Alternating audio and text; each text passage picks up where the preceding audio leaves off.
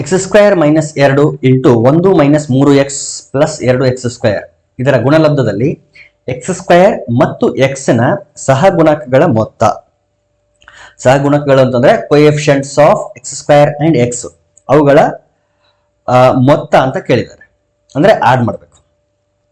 X square ಮತ್ತು X ನ coefficients ಬೇಕಲ್ಲ.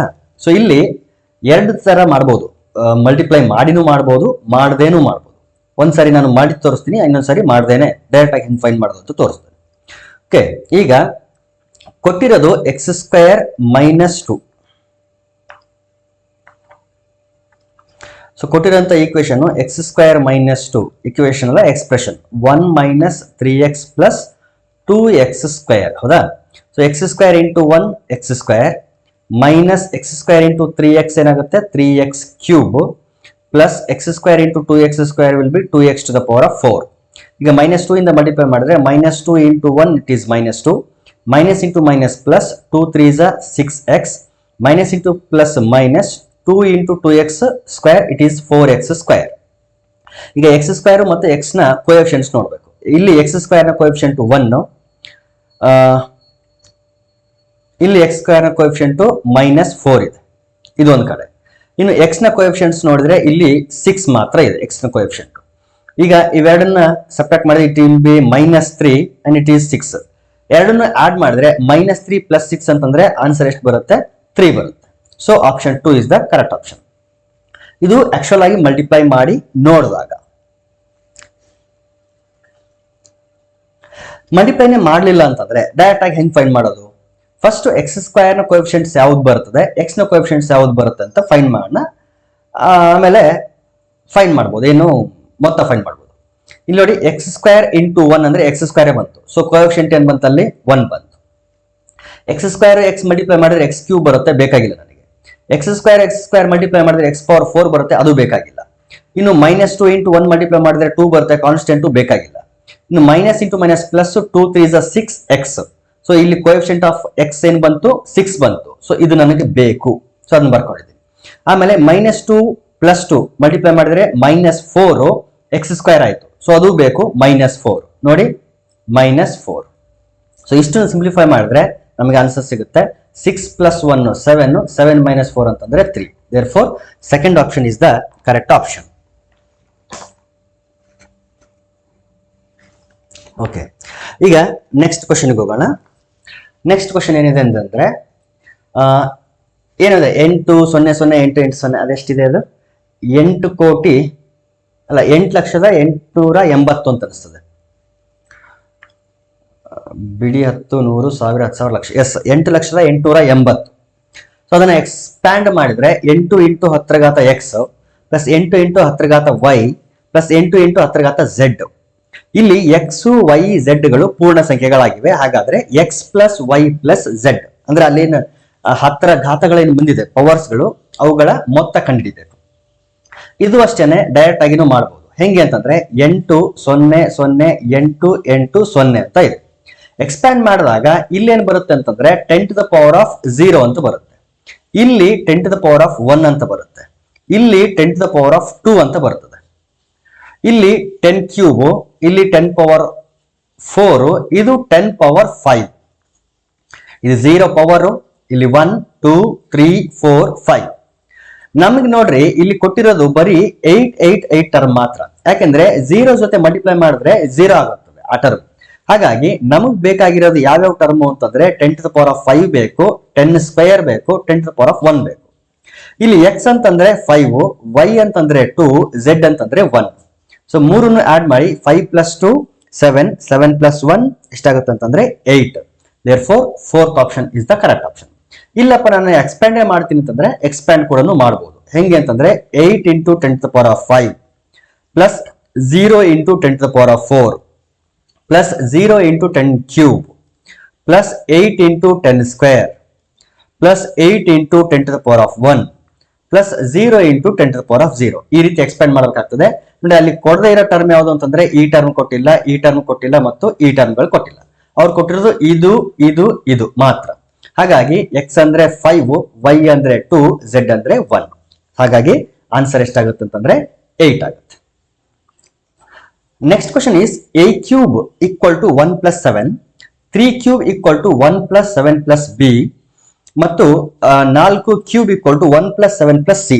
ಇಲ್ಲಿ ಎ ಬಿ ಮತ್ತು ಸಿ ಗಳು ಧನ ಪೂರ್ಣಾಂಕಗಳು, ಪಾಸಿಟಿವ್ ಇಂಟೀಜರ್ಸ್. ಹಾಗಾದ್ರೆ a plus b plus c ನ ಬೆಲೆ ಇಲ್ಲೂ ಅಷ್ಟೇ a value b value c value find ಮಾಡಿ ಅವುಗಳನ್ನ ಆಡ್ ಮಾಡಬೇಕು.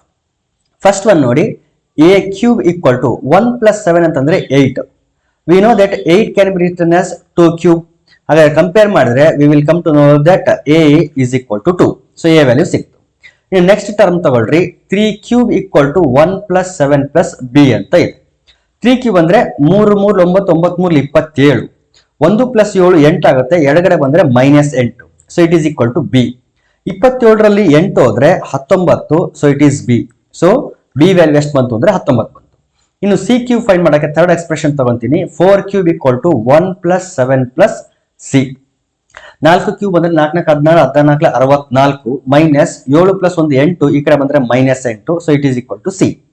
64ರಲ್ಲಿ 8 ಹೋದ್ರೆ 56 ಅಲ್ಲ 56. ಸೊ 56, 64ರಲ್ಲಿ 8 ಹೋದ್ರೆ 56. So it is equal to C.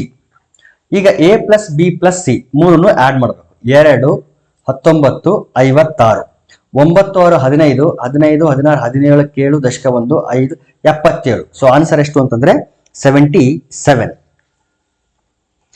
therefore first option is the correct option. Next question, ಒಂದು ವೇಳೆ x square plus 1/x square equal to 34 ಆದರೆ X plus 1/x ನ ಬೆಲೆ ಅಂತ ಕೇಳ್ತಾರೆ. ಸೊ ಎಕ್ಸ್ ಪ್ಲಸ್ 1/x ಇದರ ಸ್ಕ್ವೇರ್ ನ ಕನ್ಸಿಡರ್ ಮಾಡಿ, ಯಾಕಂದ್ರೆ ಇಲ್ಲಿ ಸ್ಕ್ವೇರ್ ಟರ್ಮ್ಸ್ ಇದೆಯಲ್ಲ. ಹಾಗಾಗಿ a plus b whole square form ಅಲ್ಲಿ ಎಕ್ಸ್ಪ್ಯಾಂಡ್ ಮಾಡಿದ್ರೆ a square plus b square plus 2ab, square ಇರೋದಿಲ್ಲ ಇಲ್ಲಿ, 2ab. A square plus b square ಇದು ಆಕ್ಚುಲಿ 1/x ಹೋಲ್ ಸ್ಕ್ವೇರ್ ಆಗಿರ್ತದೆ. ಈ ಸ್ಕ್ವೇರ್ 1 ಮತ್ತು x ಗೆ ಅಪ್ಲೈ ಮಾಡಿದಾಗ 1 square is 1, x square is x square. So 1 plus x ಗೆ direct ಆಗಿ ಬರ್ತಿದೆ. ಈಗ x plus 1/x whole square equal to, we know that x square plus 1/x square ಅಂತಂದ್ರೆ ಎಷ್ಟು ಅಂತ ಕೊಟ್ಟಿದ್ದಾರೆ ಅವರೇನೆ 34 ಅಂತ ಕೊಟ್ಟಿದ್ದಾರೆ. ಪ್ಲಸ್ 2, ಈ x ಕ್ಯಾನ್ಸಲ್ ಆದ್ರೆ ಇಲ್ಲಿ 1 ಉಳಿತು, 2 ಅಂದ್ರೆ 2 ಮಾತ್ರ. 34 ಪ್ಲಸ್ 2 ಎಷ್ಟಾಯ್ತು 36. ಇದೇನಿದು x plus 1/x whole square equal to 36. ಹಾಗಾದ್ರೆ x ಪ್ಲಸ್ 1/x ಏನಾಗುತ್ತೆ, ವರ್ಗಮೂಲ ತಗೊಂಡ್ರೆ 36ರ ವರ್ಗಮೂಲ ಎಷ್ಟಾಗುತ್ತೆ ಅಂತಂದ್ರೆ 6. therefore x plus 1/x is 6. therefore option 2. ಅಥವಾ ಇದನ್ನ ಕಂಪೇರ್ ಕೂಡ ಮಾಡಬಹುದು. ಇದನ್ನ 6 ಸ್ಕ್ವೇರ್ ಅಂತ ಮಾಡಿ ಕಂಪೇರ್ ಮಾಡಿದ್ರೆ ಅವಾಗಲೂ ಕೂಡ ನಮಗೆ 6 ಅಂತ ಬರ್ತದೆ. ನೆಕ್ಸ್ಟ್ ಕ್ವಶನ್, x ಅನುಪಾತ y ಈಕ್ವಲ್ ಟು 3:4 ಆದ್ರೆ 2x plus 3y by 3x plus 4y ನ ಬೆಲೆ. x ಅನುಪಾತ y ಈಕ್ವಲ್ ಟು 3:4 ಅನ್ನ ಭಿನ್ನರಾಶಿ ರೂಪದಲ್ಲಿ ಬರೆದ್ರೆ ಅಥವಾ ರಾಷನಲ್ ಫಾರ್ಮ್ ಅಲ್ಲಿ ಬರೆದ್ರೆ x by y will be equal to 3/4. So ಇದರಿಂದ ನಾವು ಈ ರೀತಿ ಬರೀಬಹುದು, x ಈಕ್ವಲ್ ಟು y ನ ಕ್ರಾಸ್ ಮಲ್ಟಿಪ್ಲೈ ಮಾಡ್ಕೊಂಡ್ರೆ 3/4 ಇಂಟು y ಅಂತ ಬರೀಬಹುದು. ಈ x ವ್ಯಾಲ್ಯೂನ ತಗೊಂಡೋಗಿ ಇಲ್ಲಿ ಏನ್ ಕೊಟ್ಟಿದ್ದಾರೆ ಈ ಎಕ್ಸ್ಪ್ರೆಷನ್ ಅಲ್ಲಿ ಸಬ್ಸ್ಟಿಟ್ಯೂಟ್ ಮಾಡೋಣ. ಏನ್ ಕೊಟ್ಟಿದ್ದಾರೆ 2x plus 3y divided by 3x plus 4y ಅಂತ ಕೊಟ್ಟಿದ್ದಾರೆ. ಎಲ್ಲೆಲ್ಲಿ ನಮಗೆ x ಕಾಣುತ್ತೋ ಅಲ್ಲೆಲ್ಲೂ 3/4y ಅಂತ ಹಾಕೋಣ. So it will be equal to 2 into ಇಲ್ಲಿ x ಇದೆ, so 3/4y plus 3y divided by 3 into x ಇದೆ, ಸೊ 3/4y ಪ್ಲಸ್ 4y. ಈಗ ನ್ಯೂಮರೇಟರ್ ಇಂದ ಮತ್ತು ಡಿನಾಮಿನೇಟರ್ ಇಂದ y ನ ಕಾಮನ್ ತೆಗೆದ್ರೆ ಏನ್ ಬರುತ್ತೆ, ಸೊ y ಕಾಮನ್ ಬಂತು. ಇಲ್ಲಿ 2 ಮಲ್ಟಿಪ್ಲೈ ಮಾಡಿ 2 3s 6/4, 6/4 ಪ್ಲಸ್ 3 ಡಿವೈಡೆಡ್ ಬೈ ಇಲ್ಲೂ ಕೂಡ y ಕಾಮನ್ ತೆಗೆದ್ಬಿಡಿ. ಇಲ್ಲಿ ಮಲ್ಟಿಪ್ಲೈ ಮಾಡಿದ್ರೆ 3 3s 9/4 ಪ್ಲಸ್ 4 ಅಂತ ಬಂತು. ಸೊ y ಕ್ಯಾನ್ಸಲ್ ಆಯ್ತು. ಈಗ ಇಲ್ಲಿ 3/1 ಇದೆ, ಇಲ್ಲಿ 4/1 ಇದೆ. ನ್ಯೂಮರೇಟರ್ ಅಲ್ಲಿ ಮತ್ತು ಡಿನಾಮಿನೇಟರ್ ಅಲ್ಲಿ 4 ಅನ್ನ ಏನ್ ಮಾಡಿ ಅಂದ್ರೆ LCM ತಗೊಳ್ರಿ. ಸೊ ಇಲ್ಲಿ 4 LCM ಬಂತು. ಇಲ್ಲಿ 1 ಮಲ್ಟಿಪ್ಲೈ ಆದ್ರೆ ಇಲ್ಲಿ 1 4s 4. So 6 1s 6 plus 3 4s 12. ಇದು ನ್ಯೂಮರೇಟರ್. ಡಿವೈಡೆಡ್ ಬೈ ಡಿನಾಮಿನೇಟರ್ ಅಲ್ಲೂ ಕೂಡ LCM 4 ಬರುತ್ತೆ. ಇಲ್ಲಿ 4 ಇದೆ, ಸೊ 4 1s 4, 1 ಇದೆ 1 4s 4. So 9 1s 9 plus 4 4s 16. So ಈಗ ಈ 4 ಈ 4 ಎರಡು ಕ್ಯಾನ್ಸಲ್ ಆದ್ರೆ ನ್ಯೂಮರೇಟರ್ ಅಲ್ಲಿ 6 ಪ್ಲಸ್ 12 ಎಷ್ಟಿದೆ 18, ಕೆಳಗಡೆ 16 ಪ್ಲಸ್ 9 ಅಂತಂದ್ರೆ 25. ಸೊ ಆನ್ಸರ್ ಎಷ್ಟು ಅಂತಂದ್ರೆ 18/25, ಆಪ್ಷನ್ 2. ಸೊ ಇದು ಕರೆಕ್ಟ್ ಆಪ್ಷನ್. ಎಸ್.